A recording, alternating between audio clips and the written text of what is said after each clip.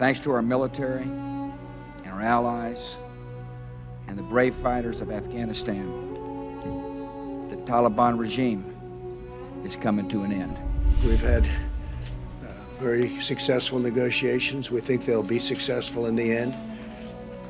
The other side's tired of war. Everybody's tired of war. Taliban takeover of Afghanistan now inevitable? No, it is not. Over the course of the Afghanistan war, American presidents have delivered an uninterrupted streak of failed prophecies. In 2001, the US invaded the country as a direct response of the attacks of 9/11. Its aim was to counter terrorism and capture Osama bin Laden, who was thought to be behind the attack and suspected of living in Afghanistan under the protection of the Taliban. But after nearly 20 years of conflict, the war had claimed more than 100,000 lives, and it had cost America more than $2 trillion. The US thought it had brought the Taliban threat under control. That's why, in February last year, former US President Donald Trump struck a peace deal with a group in which it agreed to cut ties with al-Qaeda in return for US troop withdrawal. It depended on the Afghan military's ability to keep the balance of power as the country began to rebuild. In April, President Joe Biden announced the withdrawal would commence on May 1st.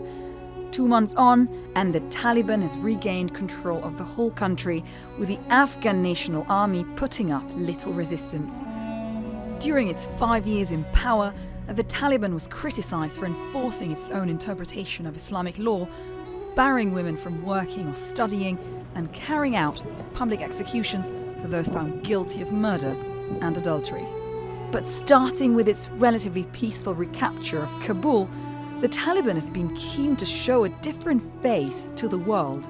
The group has said it doesn't hold any grudges against foreign powers, calming fears that its returns to power could provide a safe harbor for terrorists. It's also urged women to join its government. The issue of women is very important.